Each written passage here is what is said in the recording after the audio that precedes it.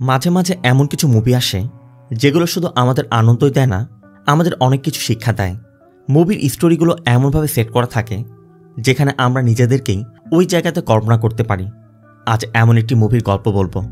মুভিটা আমার একজন পছন্দের অভিনেতা ধানুষের, যে শুধু মুভিতে অভিনয় করেনি, মুভির স্টোরি থেকে শুরু করে ডিরেকশনও দিয়েছে। হ্যালো ফ্রেন্ডস, দিস ইজ প্লাবন অ্যান্ড ওয়েলকাম টু প্লাবন ওয়ার্ল্ড। বলছি তামিল ভাষায় সদ্য মুক্তি পাওয়া emotional family drama thriller movie idli কড়াইয়ের কথা। আপনারা অনেকেই মাঝে মধ্যে আমাকে বলেন, ভাইয়া অনুপ্রেরণামূলক, বাস্তবধর্মী বা শিক্ষণীয় মুভি দেন। আজকের মুভিটা তাদের জন্যই। তো মুভি শুরুটা হয় তামিলনাড়ুর প্রত্যন্ত একটি গ্রাম শঙ্করপুরমের একটি ছোট্ট ইডলির শপ থেকে। ছোট্ট একটি দোকান, মাত্র 2টি টেবিল, লাকড়ির একটি চুলা, চালের গুঁড়া করার জন্য নেই কোনো আধুনিক যন্ত্র, পাটায় পিষে করা হয়। ইনি শ্রীনিবাস, ওই ইডলি শপের মালিক। প্রতিদিন সকাল 6টার মধ্যে ইডলি বানাতে হলে তাকে রোজ ভোর 3টায় ঘুম থেকে উঠতে হয়। আর ঘুম থেকে উঠেই শ্রীনিবাস প্রথমে তার স্নান সেরে এমনভাবে শপে যায় যেন কোনো মন্দিরে যাচ্ছে। এ শ্রীনিবাসের ছেলে মুরুগান। মুরুগানের স্কুল বন্ধ থাকলে মাঝে মধ্যে বাবার সাথে শপে যায়। এই শপটা শ্রীনিবাসের আত্মা। প্রতিদিন ভোরে শপে এসে টানা 2 ঘন্টা পাটায় চাল পিষে তারপর সে ইডলি তৈরি করে। সকাল হতে অনেকেই তার শপে ইডলি খেতে আসে, যার মধ্যে শ্রীনিবাসের ছোটবেলার বন্ধু আরুমুগানও একজন। শ্রীনিবাসের ইডলির সুনাম পুরো গ্রাম জুড়েই, এমনকি অনেকেই শ্রীনিবাসের এই ইডলির শপের জন্য এই গ্রামকে চেনে। কারণ শ্রীনিবাসের হাতে বানানো ইডলির মাঝে এমন একটি অথেন্টিক টেস্ট আছে যা অন্যদের থেকে একদমই ভিন্ন। বছর কাটতে থাকে। মুরুগান এখন কলেজে পড়ছে। অত্যাধুনিক যন্ত্র এসেছে, তাই বাবার কষ্ট কমাতে মুরুগান একটি গ্রিন্ডার মেশিন নিয়ে আসে। কিন্তু ওই গ্রিন্ডারে গ্রিন্ড করা ইডলির স্বাদ শ্রীনিবাসের হাতে বানানো স্বাদের ধারের কাছেও নেই। তাই এই বৃদ্ধ বয়সেও সে হাতেই বানাবে। তার কথা এগুলো মেশিনে হবে না, হৃদয় দিয়ে করতে হবে। যদিও শ্রীনিবাসের পৃথিবীটা ওই ইডলি শপকে ঘিরেই, কিন্তু মুরুগানের অনেক স্বপ্ন। সে বড় হবে। মুরুগান গ্রামের বাইরে বিভিন্ন শহরে তার বাবার ইডলি শপ খোলার প্ল্যান করে। এর জন্য ইনভেস্টরও পেয়ে যায়। কিন্তু শ্রীনিবাসের কথা, এটা শুধু ব্যবসা নয়, আমার পরিচয়। আমি তো একসাথে 2-3টা জায়গায় গিয়ে ইডলি বানাতে পারবো না। এমনটা করলে মানুষকে ধোঁকা দেয়া হবে। তাই শ্রীনিবাস মুরুগানের এই প্রস্তাবে রাজি হতে পারছে না। তবে মুরুগান তার বাবা মাকে বোঝানোর চেষ্টা করে যে আমারও কিছু স্বপ্ন আছে। শহরে গিয়ে ডিগ্রি নিয়ে আমি অনেক বড় হব। গ্রামে পড়ে থাকলে কিভাবে সেগুলো বাস্তবায়ন হবে? শ্রীনিবাসের কথা, সবাই যদি এভাবে গ্রাম থেকে চলে যায়, গ্রামের কি হবে? আর তোমরা যে এসির রুম, বড় বড় বিল্ডিং, গাড়ি, এই সব কিছুকে শান্তি বলে মনে করো, এই গ্রামের আলো, বাতাস, মাটি, এই সব কিছুই আমার শান্তি। মুরুগানের কথা, বাবা সেগুলো তোমার কাছে, কিন্তু আমার তো স্বপ্ন আছে। গ্রাম থেকে যারা গিয়েছে, কেউ বাড়ি কিনেছে, গাড়ি করেছে। আমি তো নিজের জন্য কিছু করতে পারিনি। তোমার স্বপ্নের জন্য তা আমার স্বপ্নগুলো তুমি নষ্ট করতে পারো না বাবা। শ্রীনিবাস ও মুরুগানের কথা বুঝতে পেরে মুরুগানকে শহরে যাওয়ার অনুমতি দিয়ে দেয়। তবে যাওয়ার সময় শুধু বলে দেয়, শহরে যাচ্ছিস যা, ইডলি শপের কথা ভুলে যাস না। কারণ আমি হয়তো চিরদিন থাকবো না, কিন্তু আমার আত্মাটা ওই ইডলি শপের মধ্যেই থাকবে। এরপর মুরুগান শহরে চলে যায়। সিন চলে যায় কয়েক বছর পর ব্যাংককে। মুরুগান এখন ব্যাংককের একটি বড় চেইন রেস্টুরেন্ট কোম্পানিতে উচ্চপদে চাকরি করছে। এক কথায় কোম্পানিটি সেই চালায়। এ হচ্ছে কোম্পানির মালিকের মেয়ে মীরা। 15 দিন বাদেই মুরুগানের সাথে তার বিয়ে। এই জন্য মীরা এখন বিয়ের সকল প্রস্তুতি নিচ্ছে। আর ইনি হচ্ছেন মীরার বাবা, মানে কোম্পানির মালিক ভারাদা। মূলত মুরুগান আসার পর থেকেই তার কোম্পানি লাভের মুখ দেখছে। এই জন্যই মুরুগানকে সে অনেক পছন্দ করে।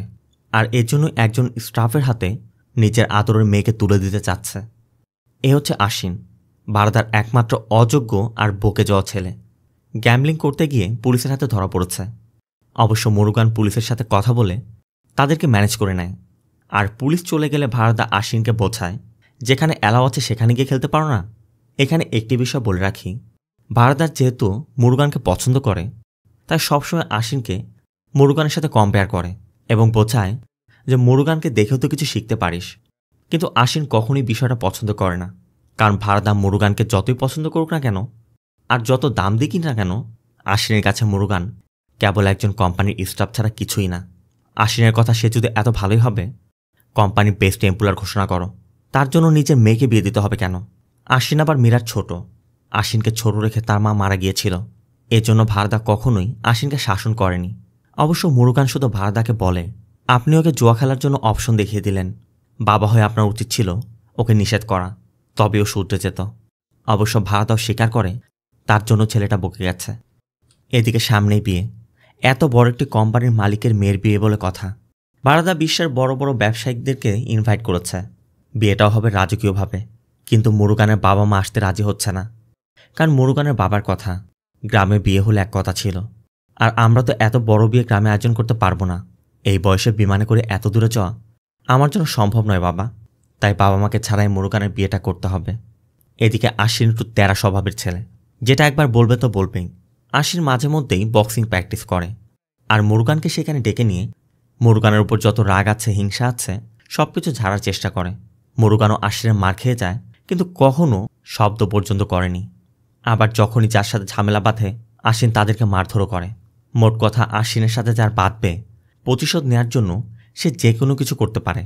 তবে আশ্বিনের এই সকল স্বভাবের কথা ভারদা বা মীরা এত কিছু জানে না যতটা মুরুগান জানে। সিন চলে যায় রাতে একটি পার্টি সেন্টারে। সামনে যেহেতু মীরার মুরুগানের বিয়ে, তাই বিয়ের আগে একটি পার্টি করা হচ্ছিল।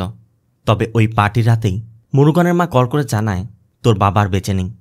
এটা শোনার পর কিসের আর পার্টি? মুরুগানকে যত দ্রুত সম্ভব এখন বাড়িতে যেতে হবে।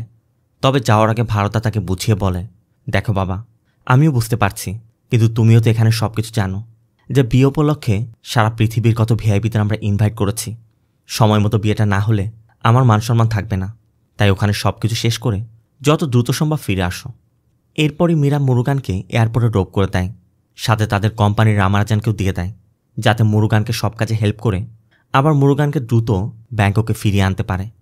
প্লেনের মধ্যে বসেও মুরুগান শুধু তার বাবার ইডলি শপের ফটোটি দেখছে। এতগুলো বছর মুরুগান তাদের থেকে দূরে থেকেছে। বিভিন্ন সময় বিভিন্ন কাজের বাহানায় মুরুগান তাদের সাথে দেখা করতে যায়নি। এত বছরে মাত্র 2-3 বারই গিয়েছিল। কিন্তু এখন বাবা হারানোর পর মুরুগান বুঝতে পারছে হয়তো তার আরও বেশি তাদের কাছে যাওয়া উচিত ছিল। এরপর মুরুগান শঙ্করাপুরম পৌঁছে যায়। ঠিক তার বাবার ওই ইডলি শপের সামনে দিয়ে সে বাড়িতে যায়। গ্রামবাসী তার বাবাকে অনেক ভালোবাসত, তাই মৃত্যুর খবর পেয়ে এদিক ওদিক থেকে সবাই এসেছে। পুরো বাড়িতে কান্নার রোল পড়ে গেছে। মুরুগান আসার পর মুরুগানের মা মুরুগানকে বলে, প্রতিদিনের মতো গত রাতেও তোর বাবাকে ডাকতে গিয়েছিলাম, অনেক ডাকার পর ওঠেনি, মানে মারা গেছে। এদিকে পাশের গ্রামে রাজনৈতিক সভা, রাজনৈতিক নেতা আসবে। এজন্য পুলিশও দ্রুত সৎকারের কাজ শেষ করে এই গ্রামবাসীদেরকে সেখানে যাওয়ার জন্য বলছে। মুরুগানকেও তাড়াতাড়ি তার বাবার সৎকার করতে হবে। আবার এদিকে মীরাও রামারাজানকে কল করে বলে দেয়, সামনে যেহেতু বিয়ে, ও যেন কোনোভাবে মাথা মুন্ডন না করে, মানে নিয়মনীতির কোনো তোয়াক্কা না করেই আগে তার বিয়েটা করতে হবে। একদিকে মুরুগানের বাবার লাশ নিয়ে যাওয়া হয়, আর অন্যদিকে মুরুগানের মায়ের যে গাভীটি ছিল সেই গরুটি একটি বাচ্চা জন্ম দেয়। সন্ধ্যা নাগাদ সব কিছু শেষ হয়ে যায়। রামারাজন মুরুগানকে বলে, পাশের গ্রামে আমার বাড়ি, তুমি তোমার মায়ের সাথে থাকো, এই সুযোগে আমি আমার পরিবারের সাথে দেখা করে আসি।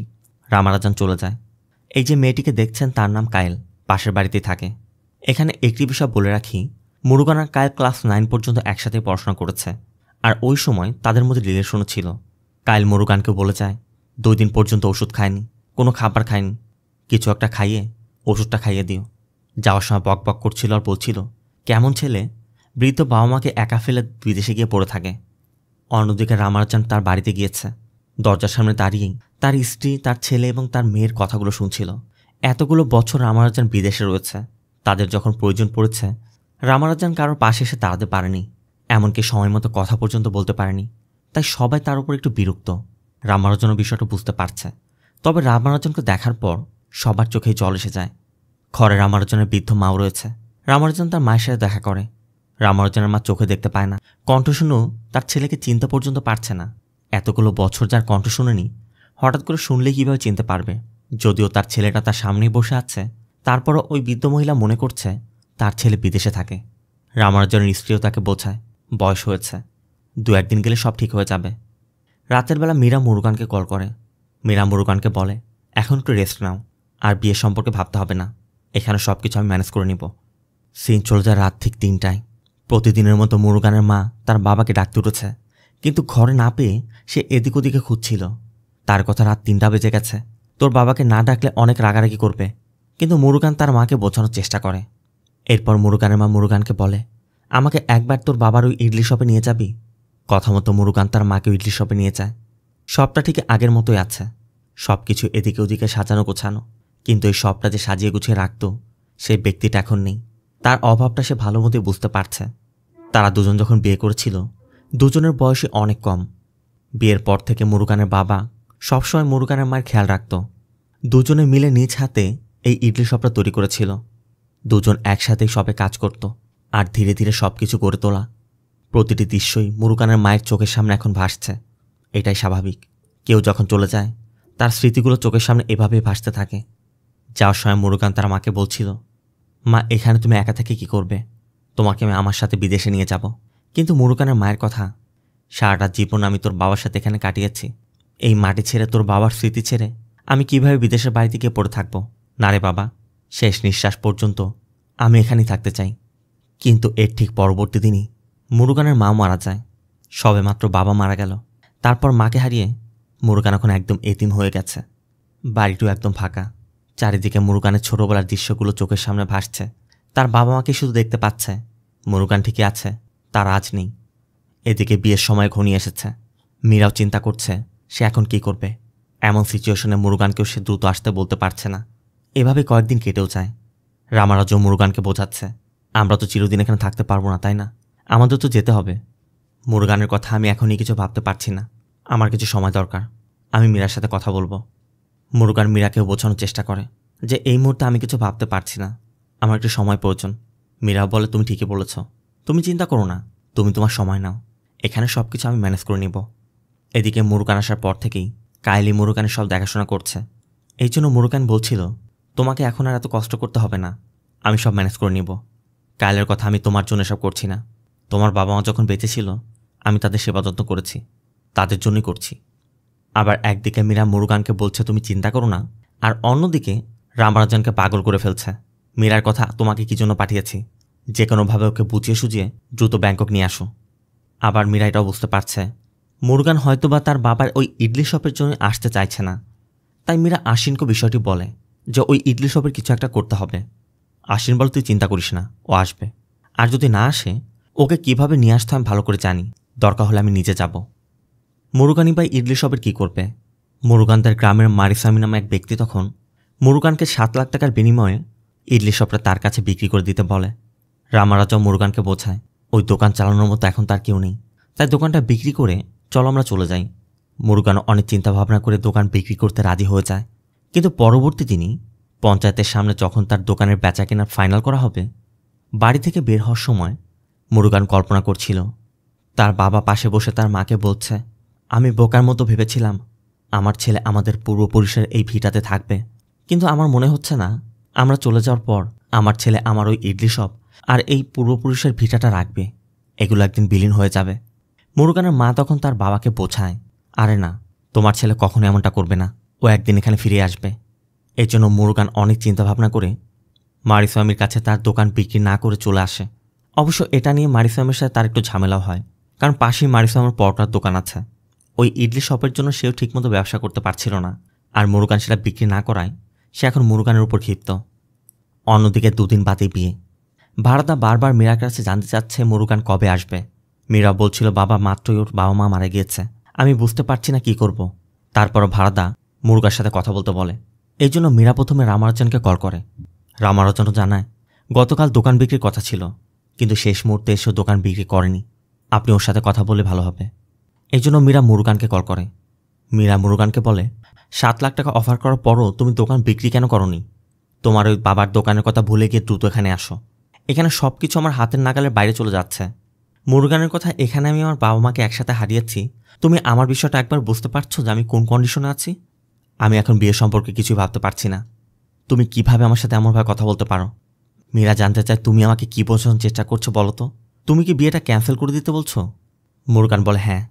মীরা তখন মুরুগানের উপর উত্তেজিত হয়ে মুরুগানকে বিভিন্ন কথা শোনাতে শুরু করে। আশ্বিনও এসে মুরুগানকে ভয় দেখায় যে যত দ্রুত সম্ভব ফিরে আসো। তবে ভারত এসে মুরুগানকে বোঝায়, দেখো মুরুগান, আমি সবই বুঝতে পারছি, হঠাৎ করে বিয়েটা ক্যান্সেল হয়ে গেলে আমার মান সম্মান কী হবে, আমার ব্যবসার কী হবে তুমি ভালো করে জানো, যত দ্রুত সম্ভব চলে আসো। মুরুগান কোনো কথারই উত্তর দিচ্ছিল না। এই জন্য ভারদা শেষবার মতো জানতে চায়, মুরুগান তুমি কি আসবে কি আসবে না? মুরুগান শুধু সরি বলে ফোনটা কেটে দেয়। এতে করে ভারদা স্পষ্টই বুঝতে পারে মুরুগান আসবে না। মুরুগানও ব্যাংককে ফিরে না গিয়ে এখানেই থেকে যাওয়ার সিদ্ধান্ত নেয়। এতদিন পর্যন্ত অযত্নে পড়ে থাকা তার বাবা সেই ইডলি শপটা আবার সে পরিষ্কার পরিচ্ছন্ন করে। রামানুজন মুরুগানকে বোঝায় যে মীরার চাপে পড়েই মীরাকে সে সব তথ্য দিয়েছে। মুরুগানও রামানুজনকে বলে, আমার আর ফিরে যাওয়ার কোনো ইচ্ছা নেই, আপনি চলে যান। রামানুজন বলে, কোথায় যাব? আমার গর্ভধারিণী মা আমাকে চিনতে পারছে না। বিদেশে মাটিতে থেকে বিদেশি ভাষায় কথা বলে বিদেশি খাবার খেয়ে আমি এখন ক্লান্ত। আমি আর এসব চাই না। বাড়িতে যেদিন ফিরলাম, পরিবারে যে আনন্দ আমি দেখেছি, আমি আর এটা হারাতে চাইছি না। অন্যদিকে বিয়ে ক্যান্সেল হয়। বিভিন্ন ম্যাগাজিনে, পত্রিকায়, নিউজে সব জায়গায় খবর দেখে মীরা ওইসব মানতে পারছে না। মুরুগানও তার বাবার ইডলি শপটি আবার নতুন করে চালু করার সিদ্ধান্ত নেয়। তার বাবা যেমন করে রোজ ভোর 3টার সময় ঘুম থেকে উঠে স্নান করে শপে যেত, মুরুগানও তেমনভাবে শপে যায়। কিন্তু সব থেকে বড় চ্যালেঞ্জ হচ্ছে চাল পিষে গুঁড়ো করা। মুরুগান তো কখনো এমনটা করেনি। মুরুগান প্রথমে চেষ্টা করে, কিন্তু 5 মিনিটেই হাঁপিয়ে ওঠে। এদিকে কায়লো এসেছে। মুরুগানকে দেখে কায়লো চেষ্টা করে, কিন্তু দুজনের একজনও পারছে না। মুরুগান এখন চিন্তা করছে, তারা দুজন যুবক যুবতী 5 মিনিটে হাঁপিয়ে উঠছে, সেখানে তার বৃদ্ধ বাবা টানা 2 ঘন্টা কাজ করে কিভাবে ইডলি বানাতো। অনেক চেষ্টার পর অবশেষে তারা ইডলি বানানো শুরু করে। আর তাদের প্রথম কাস্টমার হিসেবে শ্রীনিবাসের বন্ধু আরুমুগান আসে। কিন্তু শ্রীনিবাসের হাতে একটা জাদু ছিল, যেটা মুরুগানের ইডলিতে নেই। তাই মুরুগানের ইডলির টেস্ট শ্রীনিবাসের ধারে কাছেও নেই। মুরুগানও বুঝতে পেরে তার যথাসাধ্য চেষ্টা করে যাচ্ছে, কিন্তু হচ্ছে না। ধীরে ধীরে মুরুগানের কাস্টমারও হারাচ্ছে। লোকজনও বলাবলি করছিল মুরুগান শ্রীনিবাসের ইডলির নাম বদনাম করছে। এদিকে আবার আশ্বিন তার বোনের কান্না দেখতে পারছে না। তাই আশ্বিন কিছু একটা করার সিদ্ধান্ত নেয়। মুরুগানও যতই চেষ্টা করছে, তার বাবার মতো বানাতে পারছেই না। এই জন্য সে মানসিকভাবে একদমই ভেঙে পড়ছিল। তবে এক রাতে মুরুগানের বাবা এসে মুরুগানকে বোঝায়, সব কিছু তোমার মধ্যে আছে, মন থেকে চেষ্টা করো, সবই পারবে। আর সেই রাতেই মুরুগান ঠিক তেমনটা করে যেমনটা তার বাবা করত। মুরুগান তার বাবাকে ফলো করে তার বাবার মতো করে ইডলি বানায়। আর সকাল হতে আরুমুগান সেই ইডলি খাওয়ার পর তার কাছে মনে হচ্ছিল আজ যেন মুরুগান নয়, শ্রীনিবাস নিজে হাতে বানিয়েছে। এত কষ্টের পর অবশ্যই মুরুগান সাফল্যের মুখ দেখল। তবে সমস্যার শুরুটাও এখান থেকেই, কারণ আশ্বিন এসেছে। আশ্বিন এসেই মুরুগানকে এমন অবস্থায় দেখে বলে ওঠে, এই সাধারণ শপের জন্য তুই আমার বোনকে ছেড়ে এসেছিস? মুরুগানের এখানে পড়ে থাকাটা অবশ্য আশ্বিনের সমস্যা নয়।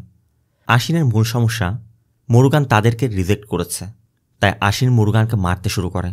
মুরুগানের মুখ বুজে তার মার খেয়ে যাচ্ছিল।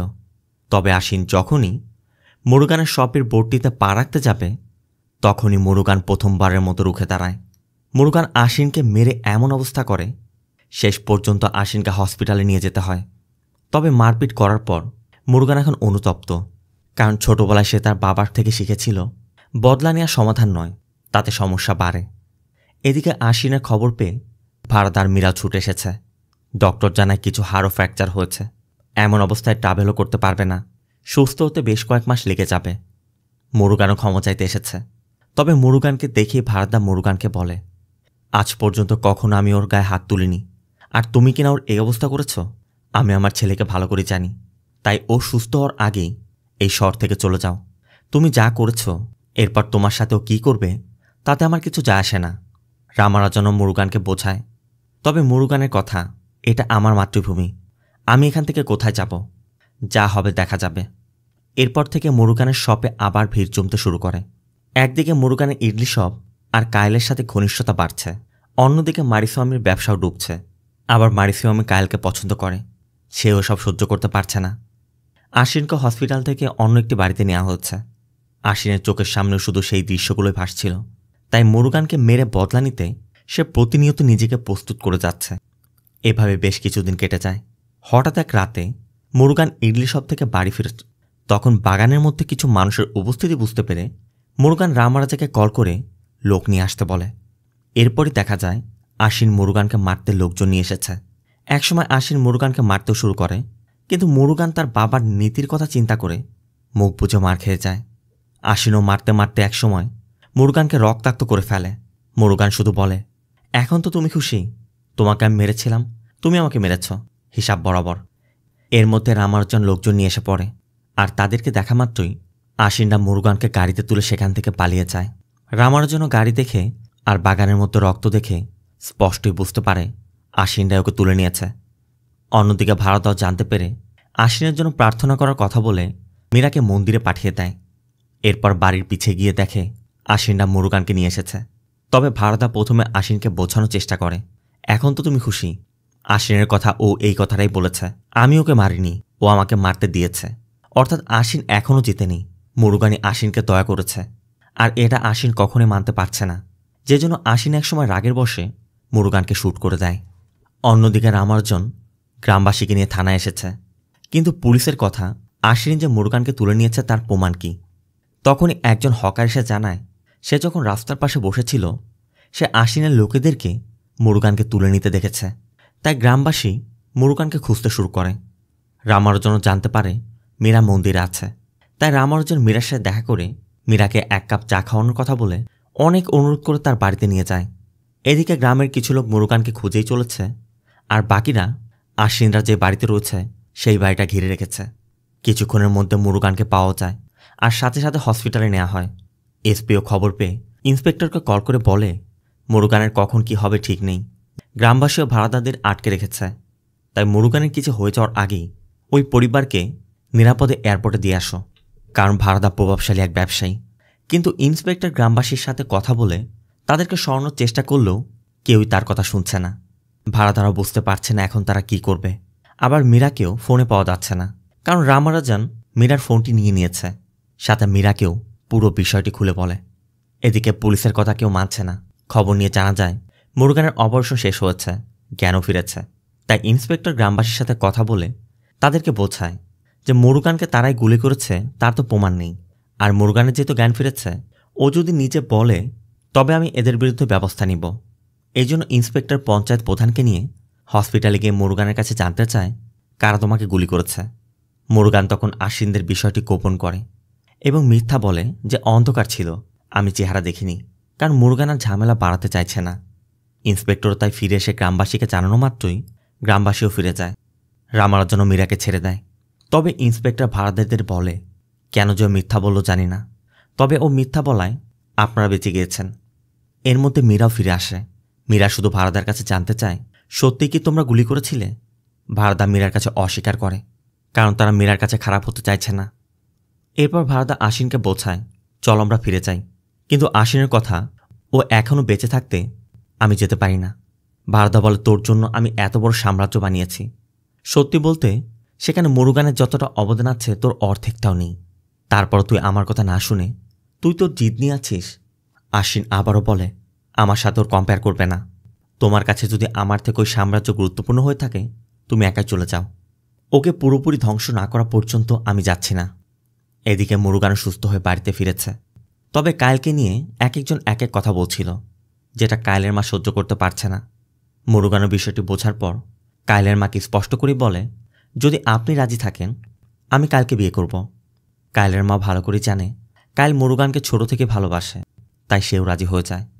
অন্যদিকে আশ্বিনও যে কোনো মূল্যেই মুরুগানকে ধ্বংস করতে চাইছে, আর ছেলেকে শান্ত করতে এবার ভাড়াদাও আশ্বিনের সাথে যোগ দিয়েছে। এর মধ্যে একদিন মীরা মুরুগানের সাথে দেখা করে। মীরা এখনও জানে না তার ভাই মুরুগানকে শ্যুট করেছিল, তাই মীরা আবারও মুরুগানের কাছে ওই রাতের ঘটনার কথা জানতে চায়। কিন্তু মুরুগান সত্যটাকে গোপন করে মীরাকে শুধু বলে তুমি তোমার ভাইকে বিন্দুমাত্র জানো না। অন্যদিকে ভারদার আশ্বিন মিলে মুরুগানকে সাহায্য করতে একটি প্ল্যান বানায়। তারা ভালো করে জানে মুরুগানের জন্য ওই ইডলি সবে সব কিছু, তাই ইন্সপেক্টরকে টাকা দিয়ে ওই সবটিকে উচ্ছেদ করতে বলে। কারণ তাদের ধারণা সব যেহেতু রাস্তার পাশে, আর সাধারণত এই ধরনের সবগুলোর তেমন কোনো কাগজপত্র থাকে না, তাই সেই সুযোগটা কাজে লাগানোর চেষ্টা করে। অন্যদিকে মারিস্বামীকে দেখা যায় কায়েলের মায়ের কাছে বিয়ের প্রস্তাব নিয়ে গিয়েছে। তবে কায়েল মারিস্বামীকে অপমান করে তার মুখের উপর নিষেধ করে দেয়। এতে করে মারিস্বামী আরও বেশি ক্ষিপ্ত হয়ে যায়। সে এখন যে কোনোভাবে মুরুগানকে সাহায্য করতে চাইছে। আবার পরবর্তী দিন ইন্সপেক্টর আশ্বিনের সাথে দেখা করে আশ্বিনকেও জানায় তার ধারণা ভুল, মুরুগানদের শপের সব ডকুমেন্টস আছে, যে জন্য তারা ইচ্ছা করলেও ওই শপটি উচ্ছেদ করতে পারছে না। আর এটা শুনে আশ্বিন উত্তেজিত হয়ে ইন্সপেক্টরের কলার ধরে ফেলে। তবে ইন্সপেক্টর আশ্বিনকে বোঝায় এখনও দেরি হয়নি, সময় থাকতে চলে যান। মুরুগানকে শ্যুট করার দায় এখনও আমি আপনাদের বিরুদ্ধে কেস করতে পারি। তবে এরপরই আমরা জানতে পারি আসলে মুরুগানদের ওই শপের কোনো ডকুমেন্টসই ছিল না। ইন্সপেক্টর নিজে সে ডকুমেন্টসগুলো তৈরি করেছে। আর এর পিছু একটা কারণ আছে।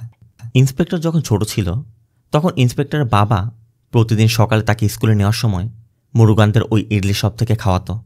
আর ইন্সপেক্টর তখন স্টুডেন্ট থাকায় মুরুগানের বাবা কখনোই তার থেকে টাকা নিত না।